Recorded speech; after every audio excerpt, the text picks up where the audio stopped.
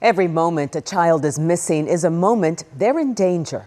Tonight, experts and advocates warn a majority of children recovered from sex trafficking were dismissed as runaways.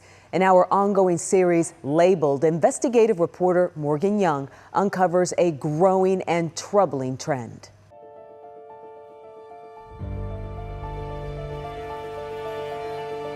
Most of the youth we've served have the runaway designation. What does that mean? Not a lot is done. But by the time a child's case comes across Lindsay Speed's desk, there's a lot to do. What we get to do is pair highly trained advocates to every single child sex trafficking survivor here in North Texas.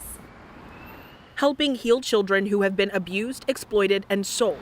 Children who, in most cases, law enforcement did not continuously search for because they labeled them a runaway and did not assume they were in danger. Every once in a while, one of our cases hit that Amber Alert mark where the cavalry comes out, and it can be so frustrating to sit here and know that, last quarter we served 200 kids and only one of them had that. The buying and selling of sex, like any other industry, comes down to supply and demand. The easiest supply is vulnerable kids. When a girl's out on the street, she's just primed for someone to pounce upon that vulnerability. She can't take care of herself. She can't rent a hotel room. She can't rent a car. She can't do anything. In 2023, the city of Dallas started adding the number of children who were recovered who were deemed to be at a higher risk of being trafficked to its human trafficking dashboard. And since then, of the 258 children who have been recovered, again, only children who have been labeled as high-risk victims, 180 of them had originally been labeled a runaway. That's just at about 70%, with the largest demographic of those children recovered being Black. In fact, in Trafficked 911's 15-year history, a majority of the children they've served have either been Black or Hispanic, with the largest group at 41% being Black children, mostly Black girls. Black and brown girls are consistently labeled runaway.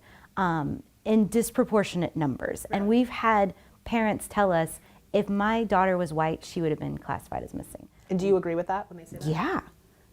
It's a huge deal, and they all should be taken seriously. Derica Wilson is a co-founder of the Black and Missing Foundation, a group that works to help spread awareness and support families of Black people who are missing. She also spent more than 20 years in law enforcement in Virginia and Washington, D.C. They're not seeing our children as children. They're seeing our children as adults. Both Wilson and Speed believe that systemic racism and implicit bias create a stigma that a Black girl who is missing is likely not in danger and shouldn't trigger an emergency response. They're a runaway, they're grown, they are doing their own thing.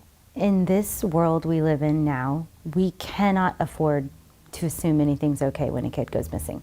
I don't care where they go or how long they're gone. The Black and Missing Foundation is well known for creating social media flyers and posting updates on cases. Law enforcement, put that missing person on your website. That is the bare minimum that the agency can do. But it's a support many families told us they were surprised they did not receive and had to do on their own. I'm not surprised. So often families, they're like, you all are our last hope.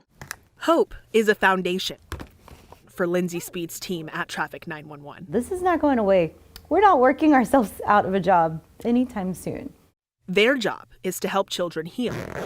But she says the goal should be to find them before their case comes across her desk. We have to level up our urgency. The longer they go missing, the much more likely it is that they're going to be trafficked.